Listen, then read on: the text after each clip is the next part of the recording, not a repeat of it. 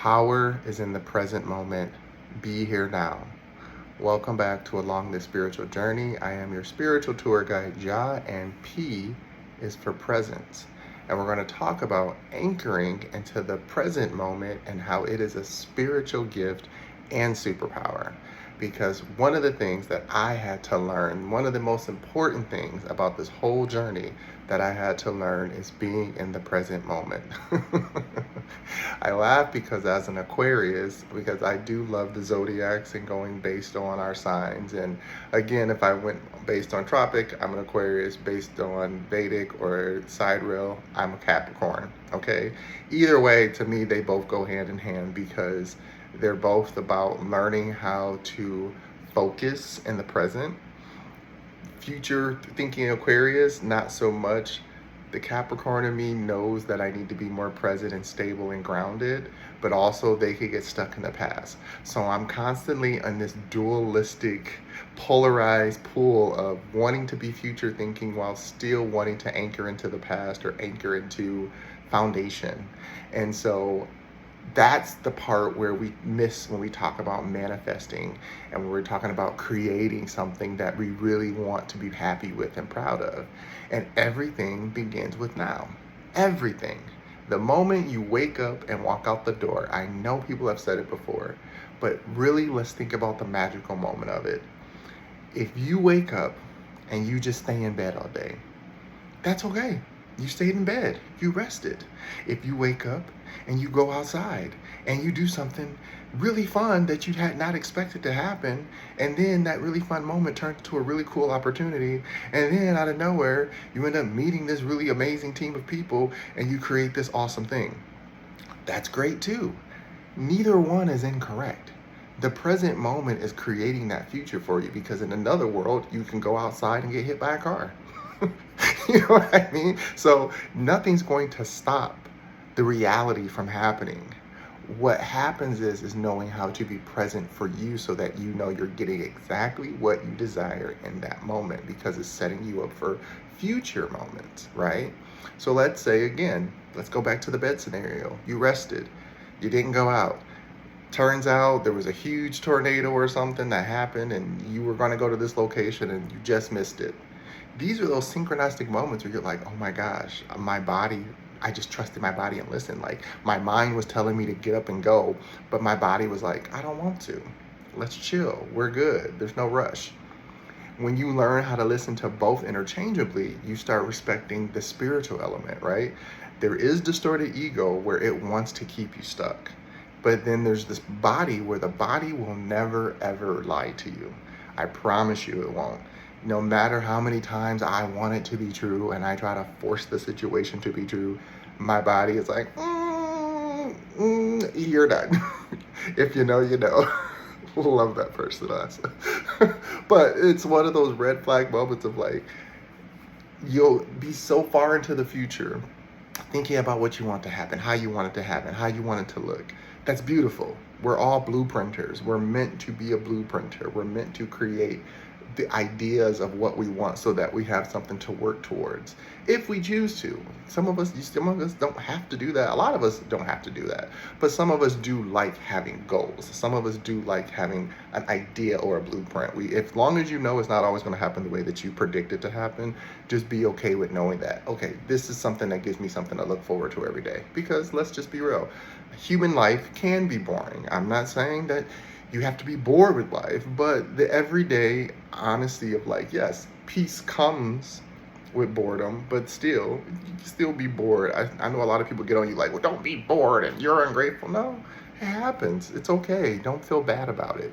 Just don't let yourself become deluded into thinking everything in life is boring, because then that's when you start losing gratitude towards the things that do present themselves. And then when the things that do present themselves in your life, especially the gifts that you ask for, and because it doesn't look the way you want it, you'll probably end up overlooking it. And then when it's gone, you're like, that was the thing I asked for, but it was wrapped differently. And it's like, that's why being in the present is so important. Living in the past, there's a lot of people where this is what used to happen to me. This always happens to me. This is how it used to happen. I will admit, I was a very naughty person where I used to always get into every situations. Not now, but I can say always then because I did it. Repeat my past. Repeat my past. This is what I went through. This is who I was. This is how I was hurt. This is how I was mistreated. And then I expected this new person to take that information and to handle me gently or to handle me correctly. And they didn't. At the end of the day, they became overwhelmed, they got anxiety, and they fumbled me because they thought that they had to fix something, and they did it. I was just saying, be aware of this is what I went through. But then I learned that's my own to handle. That's for me to be present with, which is I went through that. I experienced that. That does not define me, nor should it be an expectation of me for you to be able to hold and fix. Now, if something pops up or triggers me and you ask me why I'm experiencing this and where it came from, then yes, I will divulge that information, but just readily giving it away and just staying stuck in the past helps no one either. The reason that the present moment is such a gift and a power is because you literally get to wake up and just decide. That's everything. When they say your life will change with every decision, it's just one thing away. Or every life change is one decision away, whatever. It's your choice. Like, you literally get to choose. Now, most people say, well, I can't. Okay, well, that's where you got to dig deep and say, wait, where was that can't created? Who gave you that can't? What gave you that can't? If you choose to go into that energy, this is why therapy is important. If you want to do more of the nuance, new age, then shadow work's important. Past life regression is important because it will start to trace back where you were formulated on top of where you were then, I'm going to say, programmed, right? Because we're all formulated. We're all born into this earth based on chemistry, but then we get programmed. And how you're programmed is how you see the world, is how you live in the world, is how you receive the world, right? So if you were programmed to receive the world as, it's bigger than me, I'm just this little speck, nothing is I do matters, then you will project that out into your energetic field, and you will continually create not only the past you're trying to run away from, but a future that is going to call in the same pattern, because energy likes like energy. It does not care if you don't like it. It doesn't care if you don't want it. If you are presenting that to energy, it is going to think you want more of it. Why? Because most people forget to explain this. Words are made by humans. Energy doesn't understand our words. It doesn't care about our words. It cares about the intent of our words, which is usually based on how we feel when we're saying it, the tone of how we say it. The tone does matter in certain aspects when it comes to how you talk to yourself. When it comes to how you talk to others, I'm subjective because a lot of people take my tone as pretentious, condescending, whatever, and that's never my intent. But I'm also a grown man who is used to telling people how I feel and doing what I want to do based on my own movements, and no one's really ever tried to hinder me from that, at least not in my face. So it is hard to just be like, check your tone. For who? For you? So that's why I say that tone doesn't matter. The tone of how you speak to the universe definitely matters. So if you're saying, oh, I am good, I am great, I'm wonderful, but on the inside you're like, but I still am sad about that one moment, and if I do this, it's going to happen again exactly that way. And it's, again, it's not that you can't have those thoughts. It's when you start creating realities around those thoughts. So if you have that thought, be like, oh, one of the things I always tell myself is, that's not my thought. That does not belong to me. And a lot of people are like, okay, whatever. And I'm just like, okay, that's not my thought. That's not my scenario. That's not my life. And it will push the energy away. It will literally push the energy away. When you don't claim it, it will not claim you. So learning how to say what you actually feel in a way matters when it comes to how you want to manifest the realities that you want. And if your present moment is, okay, I'm going through a situation right now where it is not the best situation, but I found the silver lining because I have been through enough of my own journey that I know how to get out of this. I know exactly what to do. I know exactly how to heal, and I know exactly how to get to the next point, and I'll be fine. If I fell apart and just stayed in the situation and just kept letting it happen to me and trying to say, oh Lord, I hope it gets better, and let me just keep praying that it gets better, that's a karmic cycle. No, thank you. You've proven to me who you are. You've proven to me what you're about. I'm going to take my energy back and move on. because that's all you can do, right? That's just life. Stuff is going to happen around us all the time, and we have to learn how to feel it, live it, breathe it, move through it, and let it be, because that's life. I mean, the more you try not to let it be, the more it will eat at you and it will find a place to live inside of you. That's why I say live it in the moment, because it's like, feel. When you're living, you're feeling it. Live through it. Let it happen. Don't try to walk around it. Don't avoid it. Walk through it. Just, it don't mean nothing. You're like a ghost. You're dust, whatever. Just, because energy understands that. It's like, oh yeah, it don't mean nothing. Yeah. Smoke happens around me all the time and I just keep going, right? Like energy gets that. But if you're like, oh my gosh, all this chaos and it's happening and I'm stuck in this world of chaos okay, well, that's just how it's going to work. Again, I can't speak on every scenario. Clearly, there are things in this world that are happening that are super tragic. And when it's happening to you, there is no silver lining. It's happening to you, and there's nothing you can do except let it happen and then find a way to move on, pick up, and continue. I'm not disregarding people's emotions, feelings, or any of that. I'm just saying that's the reality of consciousness as it stands now. There's no way of getting around it happened. Breathe it, live it, grieve it, cry it out, beat it up, do what you got to do. But now you still have to do the now what. And the now what is the present moment.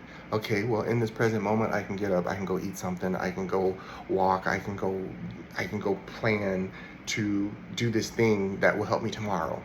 But I can go rest while that's happening, right? Everything is a brick by brick, step by step. That's how you build on it. And the reason that this presence is a superpower is because, again, it's so magical to know that every day is a new opportunity to create a new outcome. Every day, every single day. And I've learned that based on mood, based on attitude. Because listen, attitude and mood, they're interchangeable, but to me, they're not the same thing, right? I can be in a mood about something and not have an attitude, but I can also have an attitude and not be in a mood. Now, how does that make sense? Well, somebody can come up to me and say something crazy and I can be like, who are you talking to? That's an attitude, but my mood hasn't changed. I can still be in a good mood and be like, okay, cute, right? Versus me just being in a mood with no attitude and people are like, well, what's wrong with you? Nothing. Nothing. That's a mood. That's living in the mood. So I don't have to have an attitude around that. I can just have a mood. Some people might say, well, that's an attitude. Again, it's all interchangeable.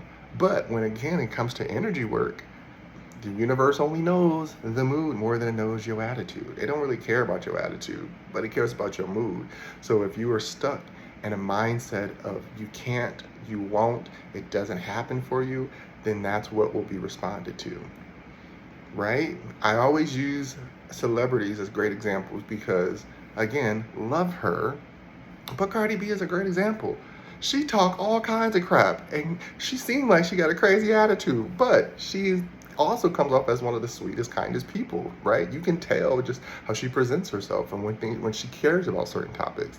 So even if some people don't like certain things that she does, the universe is like, yes, you living authentically. Yes, we gonna bless you. Yes, yes, yes. Because one thing about this universe, it loves it when you are confident. It loves it when you own who you are, because it's like, I made you exactly as who you are. Why are you acting like that's not who you are? Right? That's why imprinting and projection is so crazy, because there's so many people who want to project who they are on you or what they're feeling on you as if that is your identity. And you do not want to fall into that trap. Do not fall into that trap, because remember, sorry, other work computer over here. I told you I'll be doing stuff I have multiple things happening at once, but it's all good. It's nothing that I have to respond to right now. Anyways, presence is what reveals your spiritual clarity. When I sit still, when they say sit with yourself, be still, when I actually sit still and just be in that moment, I do genuinely get the most ahas, the most answers. When I'm going and moving fast and producing and creating and doing more and more and more and more, that's me just feeling like I gotta do more because I gotta do more. Like there's a part of me where I've accepted that's just part of me. I don't make it feel bad for being a producer or somebody who wants to create. Like, I'm a world builder. That's what I do. I build worlds. So for my work, for everything in my own life, it's always about building, curating content and worlds for not only myself, but for others to experience. And so it is hard to like turn that off sometimes. But that's when they say, step out of your masculine, step back into your feminine, and just be present. Because presence is feminine energy. If you understand what I mean, you understand what I mean. Like, to simply just be there and just be gorgeous, darling. That is just, think about how many people are just attracted to that. Like, you don't even have to be doing anything. I've said that before. It's one of those things where I've watched the feminine, like, they just slightly brush their hair back, or just, they're just doing something. Just, it's just them, but it's so gentle and movement and everything. And it's just like, I'm enthralled by it. It's beautiful. That's just the present moment. You're watching magic happen. The masculine is action, like this sharp movement. But at the same time, that's attractive to the feminine energy, because it's like, ooh, look at this thing moving all fast and getting stuff done. So both of our energies are attracted to one another in that aspect, which is why, again, being present with yourself is how you, again, create and heal for yourself. Because healing is a process of allowing. It's not about always healing from trauma. I don't want people to think that's what healing means. Healing just simply means, okay, I carved out a new space. I'm new. Let me go settle in. Let it close in around me and let it build around me the way it needs to, and let me get settled in. That's healing. Like, if you move to a new place, that's a fresh wound. That's a fresh, open, gaping wound. It's just freshness all around you. You don't know anything, you don't know anyone, and until you get comfortable and feel the environment out and start learning your way around, that's healing, right? There's the duality to everything. There's negative healing and there's positive healing. As long as you understand that you know which one you're focused on in that present moment, so that, again, you're not reliving stuff that you've already lived, recreating things that you've already done. That's all being present means. For myself currently, I have to remind myself that I am a creator a lot of times, because we see, again, how technology is advancing, and it is a moment to get discouraged, or it's a moment to feel like you're behind. They're both the same thing. Discouragement feels like you're in the past. Feeling like you're left behind is more future thinking. The difference is like being discouraged, like, oh, well, I'm gonna lose my job and I'm so fearful and all. That's past thinking, because at the end of the day, there's been so much that's been introduced to the world that, yeah, at the time it seems like it's gonna hurt things, but it actually doesn't hurt anything. I mean, respectfully so. I mean, energetically, yes, there are environmental, things that happen and other things, but at the end of the day, I'm saying we evolve, we adapt, we figure it out. When it's feeling like you're left behind, when you feel like you need to catch up, that's when I need to pay attention. That's when I start future thinking, and I start, well, I gotta do this, and I gotta do this, and I gotta do everything that everyone else is doing. It's like, no, that's not how you operate. That's not how you produce. I don't care. Like, again, I tip my hat to those who can make money off of the faceless YouTubes. Go for it. I'm not saying that you shouldn't do that or can't do that, because content is always going to be consumed, and people are going to want easy consumable content, like they want easy fast food. But for those of us who are creators, who want to give something that's a little deeper, we're going to have to step out of our ego, step out of our pride, and really put on our imagination hats and start creating content and curating content that stands out, that actually has emotion, that actually matters, and it connects to people. Because the one thing that I have learned is, no matter what I create, I'm human. So it's always going to have a human element to it. You can't fight that. I don't care if anyone says, well, this looks so professionally clean. Looking clean and professional doesn't mean that you understand how to be human. It's just that simple. So I'm never worried about things that are happening as far as new technologies and new business modules and stuff like that, because, again, it's other humans who are creating it, and they're just putting their spin on it and putting their energy into it. So learning how to, again, listen, that, like, stillness is intelligence. It's emotional intelligence and it's logical intelligence, because in order to see how something works, you have to be still momentarily. Not the entire time, but momentarily you have to be still enough to see, like, okay, I see how that works. I see where that connects. I see what that does. Perfect. That's kind of why I like watching how people are doing the augmentation and building the AI ages and stuff, because in a cool way, for me, my brain works like this. You don't really get to see a lot of the behind the scenes. So even if it's a business where there's coders and software engineers and all that, I still have never loved knowing there's a few people who get to control what we all see.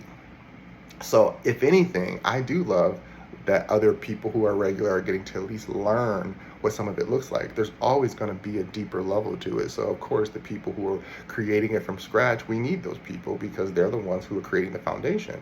But I also like seeing that there's things that other people can learn about themselves. Because the one thing I've learned is you lose your power when you don't know. When you don't know, you have no power. When you do know, you get more power. And that's why a lot of people get scared, because a lot of people be gatekeeping, and then they get mad when others get induced into their world where it was just us and it was so more cathartic and organic. And I'm like, true, fair enough, but what are you doing with that power? Are you doing good and helping others and building more that makes sense, or are you selling out to the highest bidder and you're just a little corporate puppet? Right? Because a lot of these people have been corporate puppets and they have not done anything to change anything. So that's why I get annoyed when I hear anyone talks about where we're going in the future when it comes to technology. It is what it is. So the present moment is again about self. It's about knowing, what do I want to create for self? How can I be a part of this present moment? Because presently, technology is what's taking over right now. That's why I brought the topic up. Like, if it wasn't that big of a deal, probably wouldn't talk about it. But presently it is. So instead of running from it, learn how to integrate it, learn how to maneuver it and work with it, and learn how to actually run these platforms so that when people come along who just want results, you know how to give them answers. Because at the end of the day, that's what all life is about. We just want results and answers. Results and answers. What can I do to get this? Answer. What can I do to get this? Result. It's the same thing. So learning that your present life is about creating whatever you want for that moment is the byproduct. It's a benefit, but it's not the whole identity of self. Yourself is who you are, who you presently feel you are on the inside emotionally, knowing that no matter what happens, you will not stray from your path, knowing that even when you do stray from your path, you won't have shame or guilt trip yourself from deterring and being interested and intrigued by something, because inquiry is how we learn. If we don't step outside of the box, we're never ever going to learn, and we're never going to know. And that's more dangerous to me than anything, because again, in order to be present, you have to be willing to know what's happening right now in front of you, in your hood, in your neighborhood, in your environment, in your school, at work. You have to be present to know what's going on, right?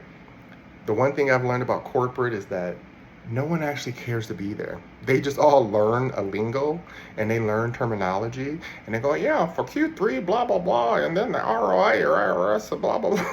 All these acronyms. And I'm like, okay, so you just mean the relationship? Yes, of course. Da, da, da, da, da, da. And I was like, oh, got it. This is just another way to gatekeep. Got it. Just make up stuff to keep people at a level so that they feel that they either aren't qualified or shouldn't try, and it is what it is. And so if you're present with yourself, that's all it is. It's just a made up language. That's why jargon is interesting, because it's usually industry based and it's just made up for that moment. It's just shorthand for people to understand the systems easier. So I would suggest doing the same thing for your life. Make little jargon for your own life, right? Make little things that you're just like, oh yeah, that's just a nuance for me to understand. And that's what's going to get me at the end of the day to what I want the outcome to be, whatever that might look like. Like, I try not to use words sometimes because I don't want people getting stuck on the words I'm saying, but it's really hard because you have to hear what I'm saying. But I try to convey the emotion more so. That's why sometimes I pause and I'm like, I don't want to use that word. But at the end of the day, the emotion is presence. How I describe it is, it's a feeling of just feeling safe. Like, I presently feel safe. Even if there's chaos around me, I feel safe inside of me. Because again, we are a spiritual being, a soul experiencing a human experience, while we're a human experiencing the soul's consciousness. Okay, I even if you go back through my archives, there's some stuff where I've grown, and I used to say, "Oh, we're a spirit experiencing a human life, and not the human experiencing anything." But I can go back and take that. I can. What do they call the word? I forgot. It starts with an R or something. Anyways, I can go back and say, "Let me correct that," because the human is the most important vessel on this earth for ourselves, because we are the vehicle that the spirit uses to navigate the physical. So I always want to respect the human, because the human endures a lot that it never asks for. The elements, hunger, sleep deprived, all this, emotions, hormones, like it goes crazy. So you have to learn how to master the human body first. And a lot of people haven't. You would think that they did, but there's a lot of people who have not mastered the human body. They let every ache, emotion, liquid, fluid control every decision and outcome they make, which is no. That's living at your reptilian level.